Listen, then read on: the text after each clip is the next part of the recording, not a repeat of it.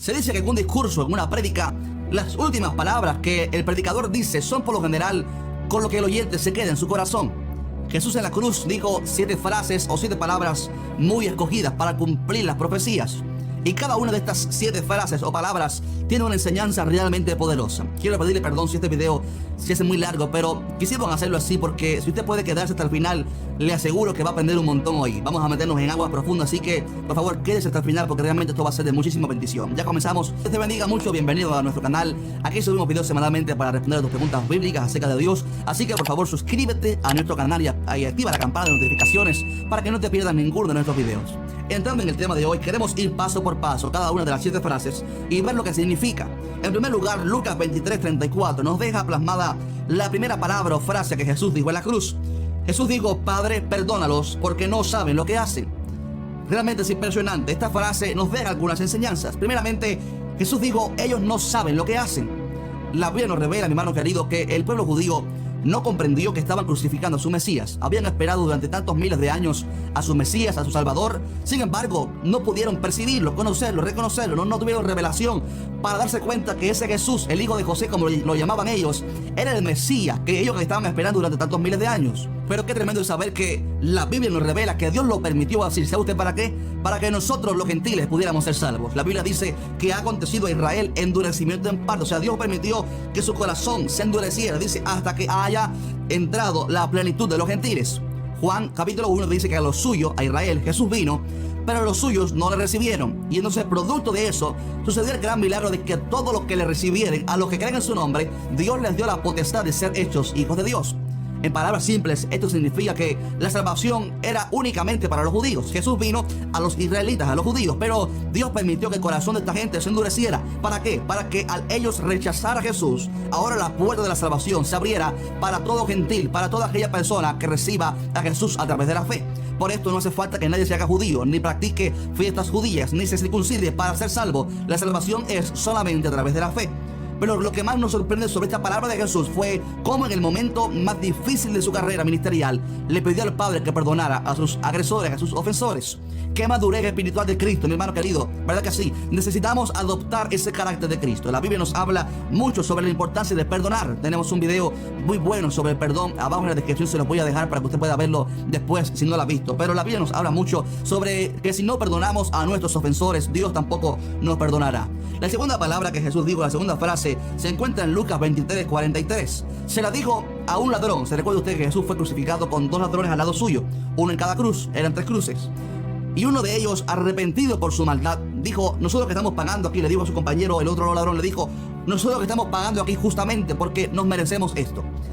Pero este Jesús ningún mal hizo. Él no merece estar en esta cruz. Él es inocente. Y este hombre reconoció su pecado, su error, reconoció su condición, se arrepintió y miró a Jesús con fe y le dijo: Jesús, acuérdate de mí cuando vengas en tu reino. Pidió a Jesús misericordia.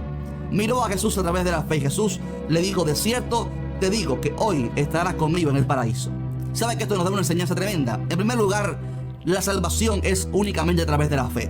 Este hombre no le dio tiempo de bautizarse, no le dio tiempo de aprender doctrina, no le dio tiempo de ir a un instituto bíblico, no le dio tiempo de hacer nada, pero creyó a través de la fe, una fe sencilla en el último momento de su vida, y Jesús le garantizó la salvación. Qué preciosa es la fe, qué linda es la gracia del Señor, que aunque alguien haya sido un hombre o una mujer perdido toda su vida, un hombre desgraciado, un hombre de mala vida, si en el último minuto acepta a Jesús, reconoce su condición, se arrepiente y viene ante los pies del Señor, una mirada de fe le salva. No es el agua la que salva, no es las cosas, las obras lo que salva. Una mirada de fe a través de la gracia. Miró a Jesús a través de la fe y fue salvo. Pero también esto nos enseña cómo el alma de la persona que muere automáticamente va hacia la eternidad. Hay sectas que enseñan que cuando la persona muere, ya el alma se aniquila si fue un pecador y no va al infierno. O que si un cristiano muere, no va al cielo, sino que se queda dormido, dicen ellos, y no sabe más nada hasta que sucede el día de la resurrección. Según ellos, entonces, los antepasados que están muertos y nada saben y están dormidos ahí, incapaces de hacer nada, esperando por el día de la resurrección. Pero la Biblia nos habla sobre otra cosa. Jesús le dijo a este hombre: hoy estarás conmigo en el paraíso.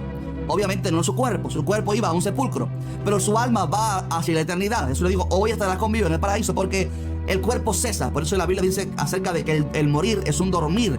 No habla de que el alma duerme, sino que el cuerpo duerme, porque un día va a ser resucitado cuando el Señor así lo declare.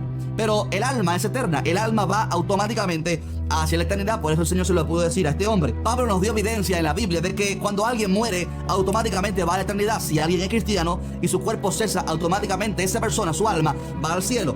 En 2 de Corintios capítulo 5, Pablo dijo: quisiéramos estar ausentes del cuerpo y presentes en el Señor. O sea, muertos, morirnos, para entonces estar en la presencia del Señor. Mi hermano querido, cuando un cristiano muere, automáticamente su alma, si es cristiano, pasa a estar en la presencia del Señor.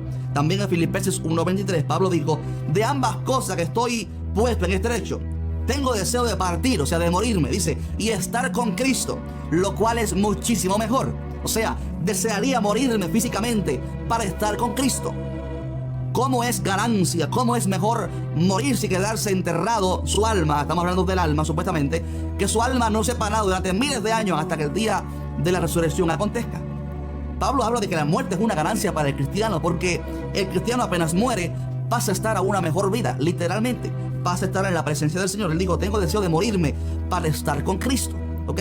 Tengo deseo de morirme para automáticamente estar en la presencia del Señor. Es por eso Jesús pudo decirle a este hombre: hoy estarás conmigo en el paraíso.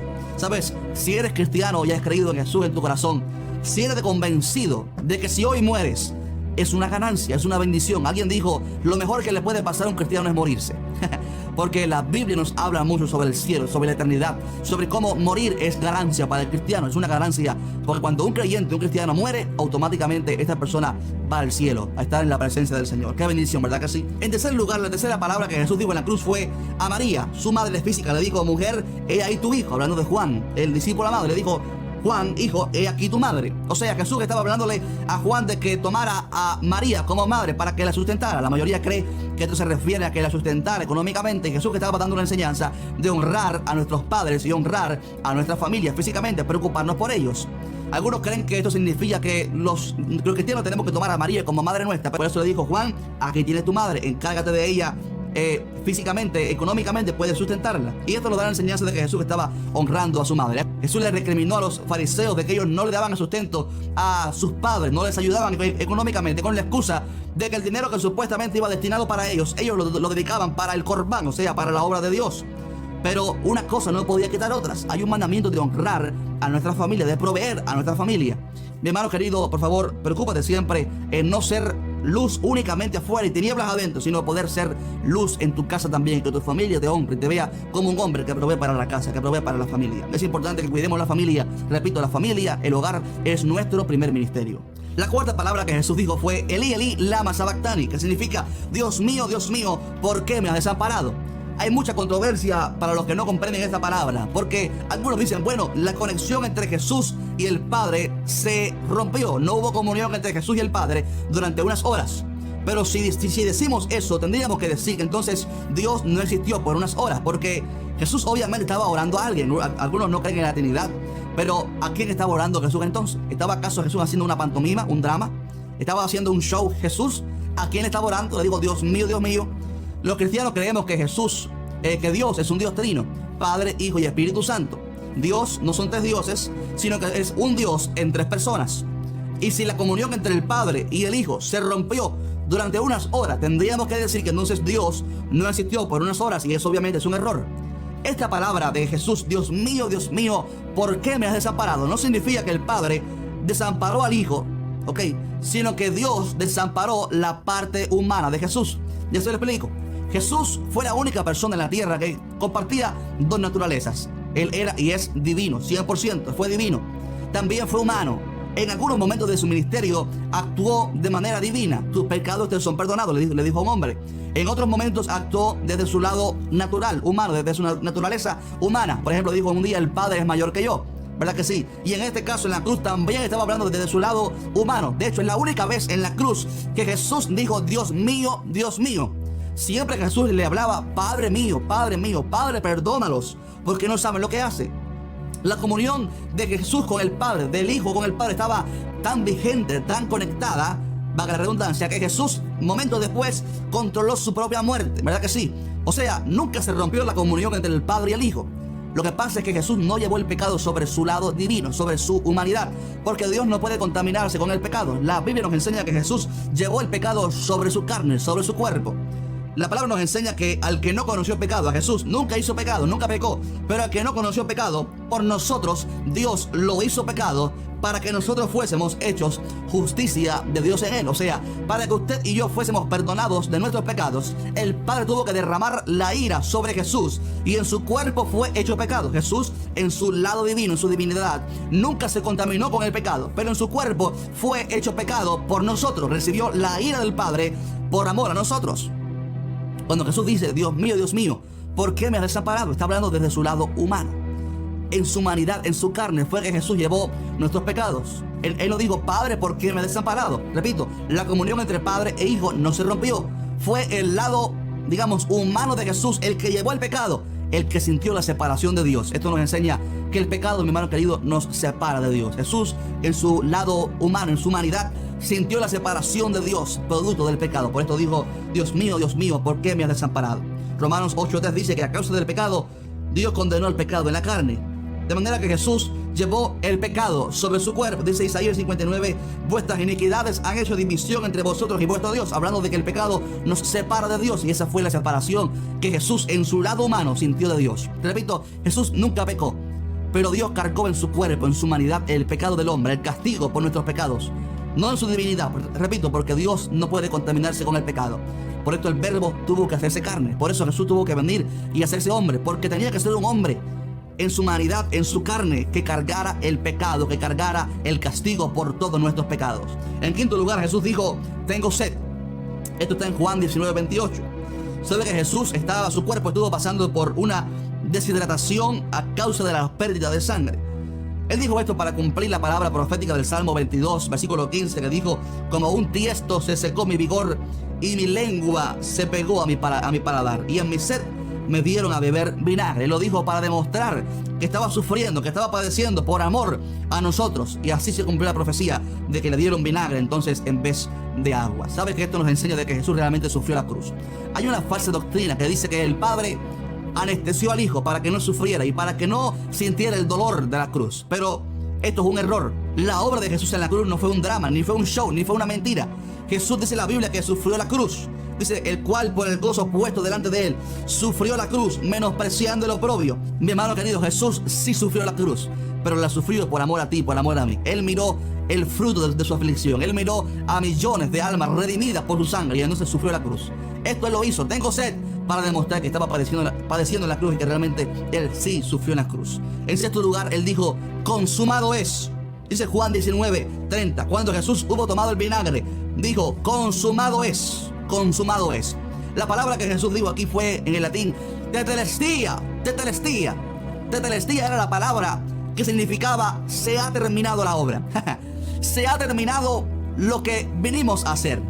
Esta palabra, por ejemplo, la decía un pintor cuando terminaba una obra que le habían mandado a hacer, y el juez decía tetelestia, la obra está perfectamente terminada.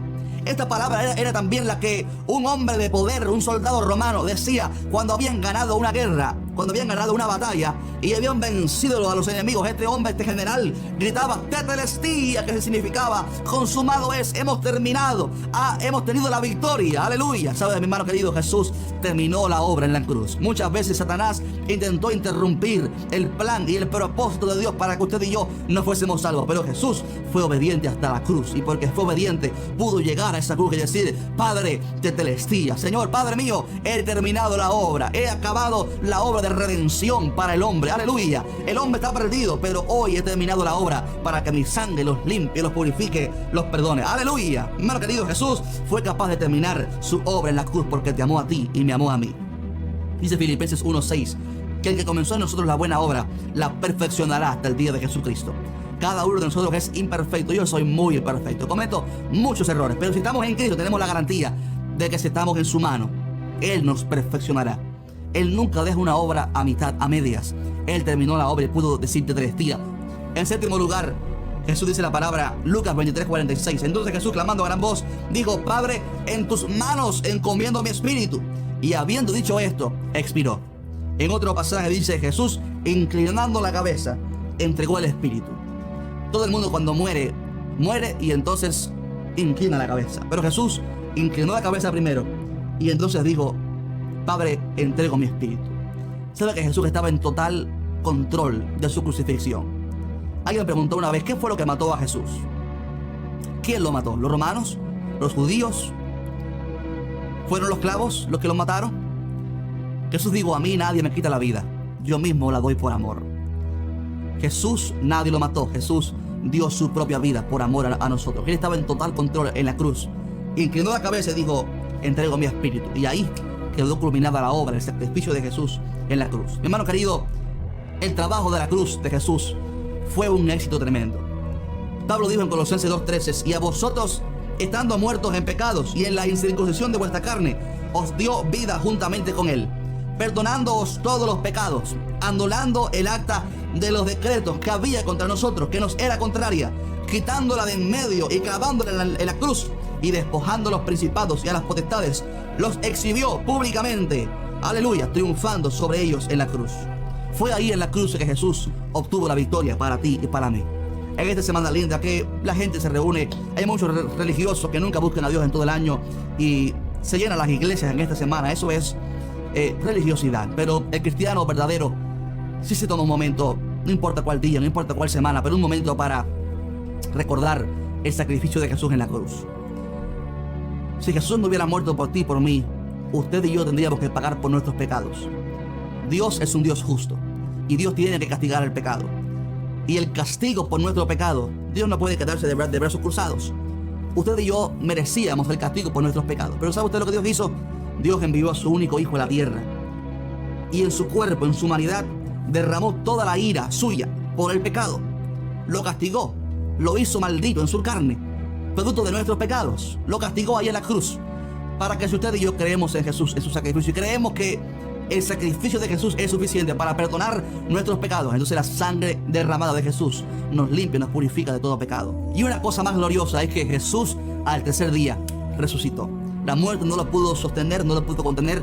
Él resucitó al tercer día y Él vive, Él está vivo, aleluya. Así que te quiero invitar a que te suscribas a este canal para que cada vez que subamos un video te llegue la notificación. Y no te olvides enviar este video a personas para que vean el poder de Dios.